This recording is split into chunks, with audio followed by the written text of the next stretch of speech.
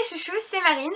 Bon bah c'est parti pour une nouvelle vidéo en ce qui concerne l'alimentation, les régimes, la prise de poids, la perte de poids, mais également les troubles du comportement alimentaire. Alors pour démarrer cette vidéo, on va commencer par mes petits déjeuners, que je sais vous plaisent beaucoup. Comme vous savez, mon petit déjeuner c'est toute ma vie, c'est-à-dire que je peux pas me lever le matin sans avoir pris mon petit déjeuner, enfin je peux pas aller en cours sans avoir pris mon petit déjeuner. Vous dites aussi beaucoup, mais qu'est-ce qu'il est sucré ton petit déj quand même? Et ben moi j'adore ça clairement, j'adore quand mon petit déj est sucré, c'est pouf. Enfin voilà, moi le matin j'ai besoin de ce petit plaisir. Et vous vous dites tous, mais pourquoi tu te fais plaisir comme ça et comment tu fais pour avoir un corps comme ça en te faisant plaisir? Et ben la réponse elle est claire, c'est-à-dire que j'équilibre mes journées. Équilibrer sa journée? Mais qu'est-ce que c'est que ça? Mais de quoi tu nous parles? Équilibrer sa journée, c'est tout simplement savoir manger un peu de tout dans des quantités raisonnables. C'est-à-dire que oui, tu peux manger une tartine de pâte à tartiner, mais t'en manges pas 10. T'en manges une par exemple le matin, une au goûter. Tu ne manges pas 10 paquets de gâteaux, mais t'en manges un petit gâteau. Enfin voilà, faut savoir manger un peu sans se priver. Et c'est ça justement qui fait que moi du coup ma journée elle reste équilibrée. C'est-à-dire que j'arrive à me faire plaisir tout en mangeant équilibré. Et moi je considère quand même que la meilleure diète, que ce soit pour les gens qui prennent du poids, qui perdent du poids, tout ce qu'il y a, c'est de savoir manger de tout. C'est-à-dire que moi je préfère par exemple manger un petit peu de vrai beurre que beaucoup de faux beurre.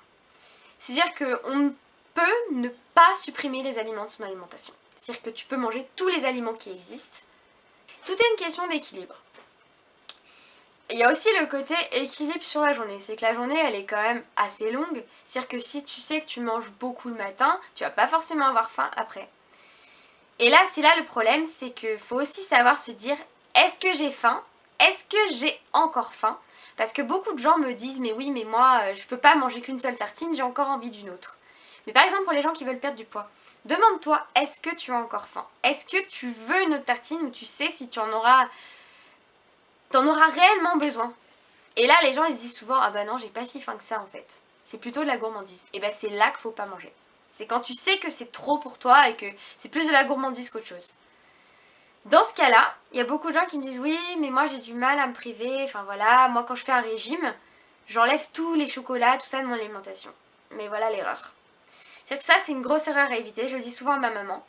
C'est-à-dire que quand une femme elle est au régime, elle a tendance à tout enlever de son alimentation, elle va se priver, donc pendant un mois elle va faire attention, elle ne va rien manger qui sorte de sa diète, devant des gens qui au final mangeront super bien devant elle.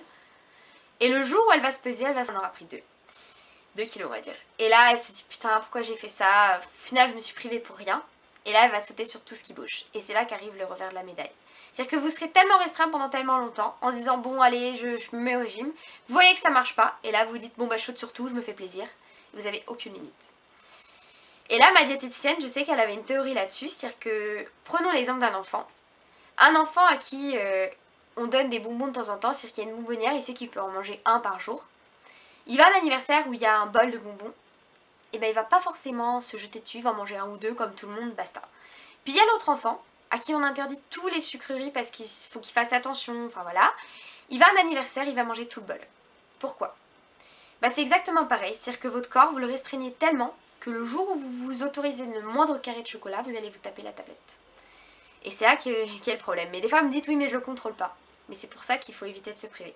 C'est-à-dire que c'est pas parce que vous mangez 2 carrés de chocolat par jour, par exemple de chocolat noir, que vous allez prendre du poids. Je sais qu'il y a une étude qui montre par exemple qu'on peut perdre du poids même en mangeant McDo, en mangeant McDo pour 1500 calories par jour.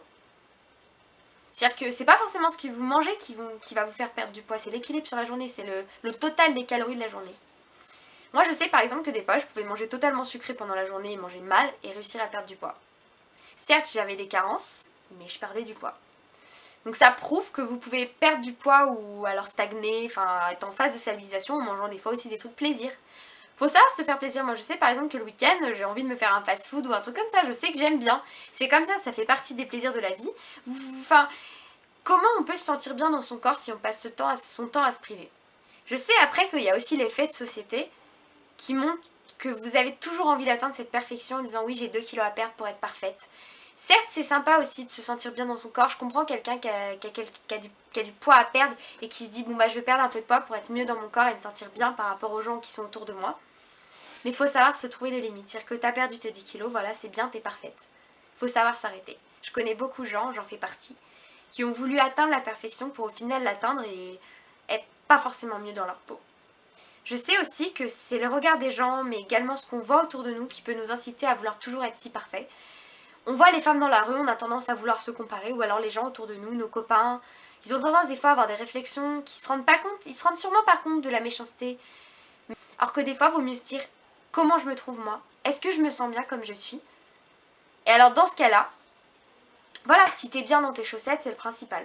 Également, je pense que les gens ont pas mal d'idées fausses sur l'alimentation. Je sais qu'on parle beaucoup aussi des gens qui veulent sauter des repas.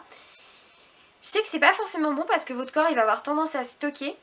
Je sais par exemple que ceux qui sautent le repas du petit déjeuner, c'est pas du tout idéal. Je sais qu'il y a beaucoup de gens qui me disent oui mais c'est pas grave, j'ai beaucoup d'énergie et tout ça, voilà. Mais mon médecin m'a pas mal expliqué que vous allez avoir un jeûne énorme pendant toute la nuit où vous dormez. Et du coup le matin ça permet de casser ce jeûne. Parce que sinon vous mangez quand même pas avant midi, ce qui est quand même très long. Je sais par exemple qu'il est mieux de manger plusieurs fois à des heures régulières, des petites quantités plutôt que de manger une grosse fois par exemple le soir. Je sais que ma maman des fois elle a tendance à faire ça, elle mange pas la journée et d'un coup le soir elle se tape un bon repas et puis au final elle a super mal au ventre. Et là on me pose aussi beaucoup de questions sur est-ce que toi aussi t'as le ventre gonflé. Bah moi je sais que c'était à ce genre de moment, j'avais beaucoup de mal à digérer quand je sais que mon corps n'était pas habitué à ce que je lui donne à manger. C'est-à-dire que je mangeais pas la journée, puis d'un coup je lui donnais à manger le soir. Et là ils disaient oula oula oula oula oula, ça fait beaucoup pour moi, puis vous vous sentez ballonné. Donc c'est vrai, vaut mieux manger à des heures régulières. Je sais que par exemple moi je mange 6 fois par jour. Le matin, la collation de 10 heures où je mange par exemple des galettes de riz. Le midi, le goûter. Alors le goûter on me demande aussi mais qu'est-ce que tu manges avant le goûter. Bah le goûter moi c'est pas autant que le petit déjeuner mais genre voilà je prends des forces avant d'aller au sport parce que je considère que c'est un peu comme, comme un carburant.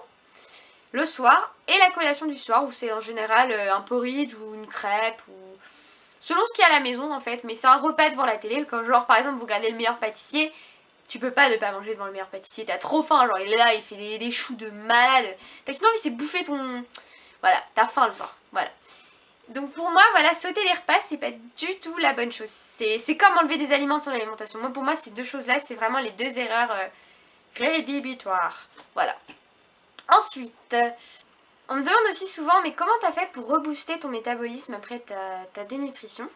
Et bien la réponse, elle est comme ce que je vous ai dit avant, c'est-à-dire que manger plus souvent un peu et sans se priver, bah ça permet de réhabituer son corps et du coup votre corps il a pas forcément envie de se priver. Il sait que vous allez lui donner à manger le lendemain, c'est-à-dire que vous n'allez pas sauter un repas, il se dit pas ouh là là là là ma petite, toi tu vas pas me nourrir. Donc du coup il travaille, enfin voilà. Moi je sais que mon métabolisme il s'est aussi pas mal boosté grâce au sport, c'est-à-dire que j'ai souvent faim, mais vraiment super faim après le sport et comme je sais que j'en fais beaucoup, bah je sais que je vais avoir tendance des fois à beaucoup manger, même des fois à manger le triple de ma famille, mais je m'en fous. Clairement, je sais que c'est bon pour moi, que j'en ai besoin. Je sais que par exemple, pour tout ce qui est courses et tout ça, moi je privilégie beaucoup les sucres lents, c'est-à-dire que je mange beaucoup de pâtes. Donc le midi, le soir. D'ailleurs, en parlant de ça, ces idées fausses sur la viande et les pâtes, le soir et tout ça, moi je pense que ça reste des clichés. Certes, c'est pas forcément bien de se coucher avec l'estomac super plein. Moi, je sais que quand je cours le lendemain, bah, j'ai envie de pâtes le soir parce que j'ai besoin d'énergie, c'est clair. Enfin voilà, peut-être qu'il y a des gens qui ont envie plutôt de manger une soupe et un yaourt le soir, mais bon, après tout, si t'as envie de manger normalement le soir, mange normalement le soir. Je sais que moi, je vais pas culpabiliser parce que je mange de la viande le soir. Il y a trop de gens qui mettent des règles comme ça, faut pas manger comme ça, faut pas manger comme ceci. Moi, je pense simplement qu'il faut que t'écoutes ton corps. Si le soir, t'as envie de manger comme ça, tu manges comme ça. Après, c'est sûr que si t'as mangé comme un porc toute la journée, voilà. Mais normalement, tu devrais le sentir. Si t'as mangé beaucoup la journée, t'as moins faim le soir, c'est logique. C'est comme ce que je vous disais avant, faut se fier à sa faim. Voilà. Bon alors, pour finir, en ce qui concerne le sport, on me demande aussi souvent mais comment t'as repris le sport? Combien de séances par semaine? Enfin tout le blabla sur le sport. Alors moi à la base, j'avais pas le droit au sport et puis on m'a fait reprendre tout doucement. C'est-à-dire que j'avais le droit à 20 minutes, 2 fois 20 minutes par semaine de vélo elliptique. Donc j'ai commencé doucement. Puis plus le médecin voyait que ça allait mieux, que je m'en sortais pas trop mal, que je perdais pas de poids avec le sport, il a continué à m'augmenter jusqu'au jour où il m'a dit c'est bon, je te laisse tranquille. Je te laisse reprendre le sport, t'as réussi à être accepté en STAPS, fonce, clairement. Donc moi là j'ai pu recourir, j'ai pu retrouver on va dire cette sensation de sport qui m'a un peu sortie de cette merde, clairement. Le fait de savoir que j'allais au sport, je me disais même pas oui je vais brûler des calories, parce qu'il y a beaucoup de gens qui me disent oui mais si t'arrêtes le sport tu crois que tu vas retomber dans ce cercle vicieux? Non. Parce que vraiment, le sport pour moi c'est redevenu cette passion. Je ne fais pas du sport pour brûler les calories. Je fais du sport parce que j'adore ça, j'adore cette adrénaline que ça procure. Et je sais qu'il y a beaucoup de gens qui me comprendront. Il y a de nombreuses personnes qui me demandent mais comment je reprends le sport. Donc il faut savoir aussi se mettre des objectifs. C'est-à-dire qu'il ne faut pas se mettre des objectifs trop grands en se disant je ferai tous les soirs à fond, nanana et tout. Il faut savoir être raisonnable. Moi je pense que par exemple 2 séances de renforcement musculaire comme la vidéo que j'ai mis et 2 séances de cardio par semaine, c'est génial. Pour les gens déjà qui ont pas mal commencé, pour les gens qui commencent, déjà une séance de cardio c'est pas mal, plus un peu de renforcement musculaire. Donc le cardio, vous pouvez faire 30 minutes de vélo, vous pouvez marcher aussi, marcher ça peut être vraiment bon, c'est-à-dire marcher un peu tous les jours, ça peut vous faire beaucoup de bien.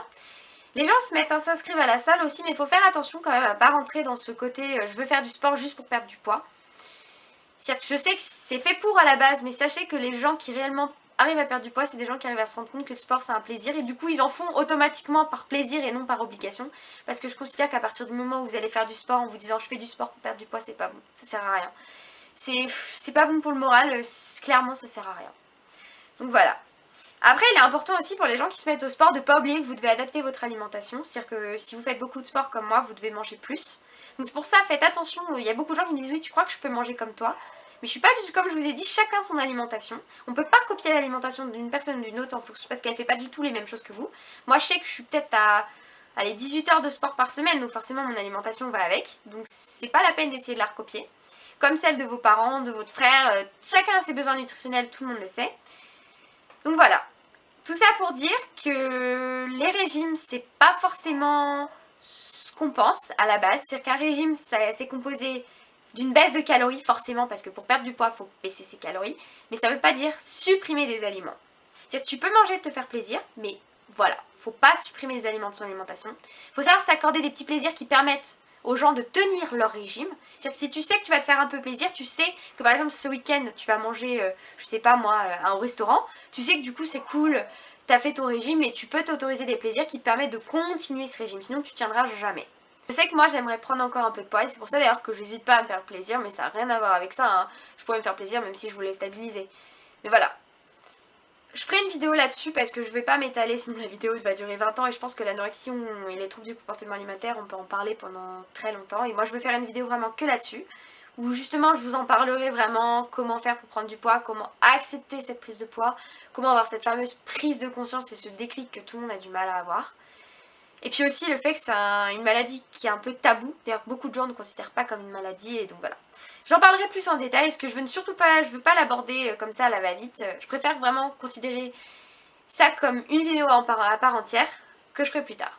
En attendant, j'espère que cette vidéo vous aura plu et aura pu aider le maximum de gens. Attention aux idées reçues, et si vous êtes au régime ou en prise de poids, je vous souhaite bon courage et je vous fais de gros bisous. Bisous les chouchous!